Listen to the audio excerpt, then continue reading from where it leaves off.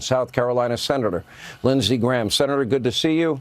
I really mean it when I say this. I mean, only Trump could move at this speed. You can be in Alaska with Putin on Friday and have every Western European leader that matters and NATO leader that matters in the White House today, and he'd be talking about setting up dates for meetings, future meetings. So, we've got to tip our hat to the president.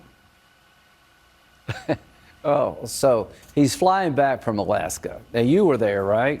That's not an easy trip to go to Alaska, be on the ground for 6 or 8 hours and come back.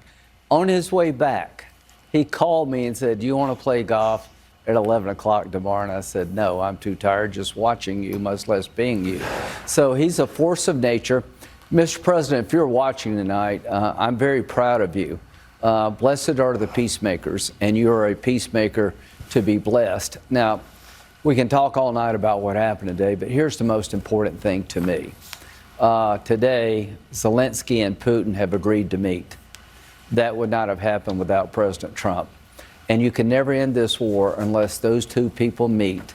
And he's also pledged to have a second meeting where he will be with Zelensky and Putin.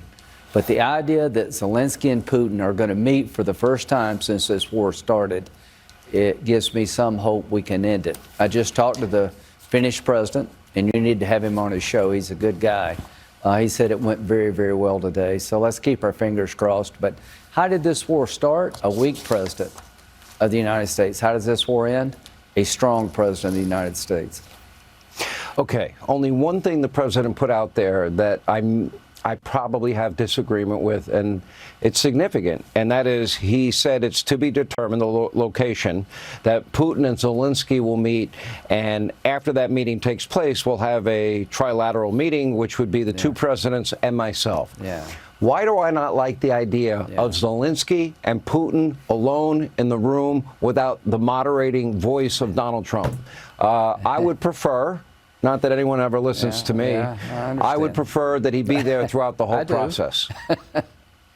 I know exactly what you're saying, but let's just understand this. You can't end a war without talking. President Trump has gotten people talking. Why did Putin come to Alaska? Because he was rattled by the 50% tariff on India, his second largest customer. So strength gets you a dialogue. Weakness gets you a war. When we pulled out of Afghanistan by Biden, that was a clear sign to Putin he could take Ukraine by force. A weak president leads to aggression. Now, why did he go to Alaska? Because Trump is strong. But if these two people can't sit in a room without killing each other, we're not going to end the war. So look at it this way, Sean.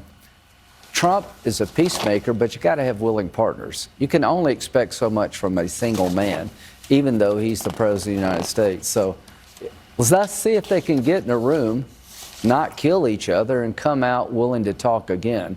And Trump has set that up, put that in motion. And the way this war ends is when Russia and Ukraine decide to end it. I think the hostility, the resentment, the anger between both sides is that great.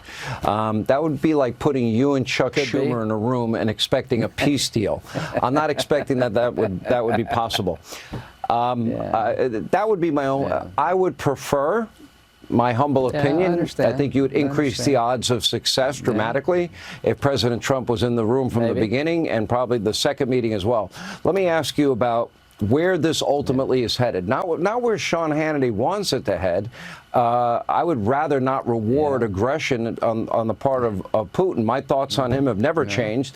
He's a murdering dictator thug, and I don't like how Zelensky's handled everything either, although I think the people of Ukraine have fought valiantly, and I don't think most people would have bet that at this point in this conflict that they would have done as well as they've been doing. And all credit to the Ukrainian people. They're fighting with valor. But it seems to be coming down to a land swap versus security guarantees for Zelensky. How does that play out in your view? Again, not what I want, not what probably what you want, but what is going to be the reality. Right.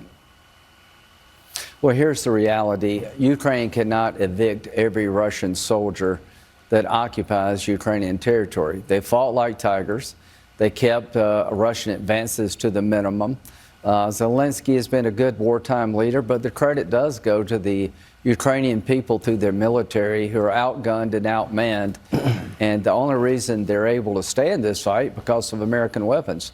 People forget that it was Trump who gave javelins to the Ukrainian military before he left office, and that allowed them to stop Russia from taking Kyiv. And these weapons being provided by the United States gives a qualitative edge to Ukraine to stay in the fight. How does this end? There's going to be compromise. Ukraine's going to have to recognize that there will be parts of Ukraine under Russian control. That doesn't mean transferring title to Russia, but East Germany and West Germany existed for a long time until reunification. There can be no end to this war without security guarantees. I've got one goal here, to make sure there's no third invasion.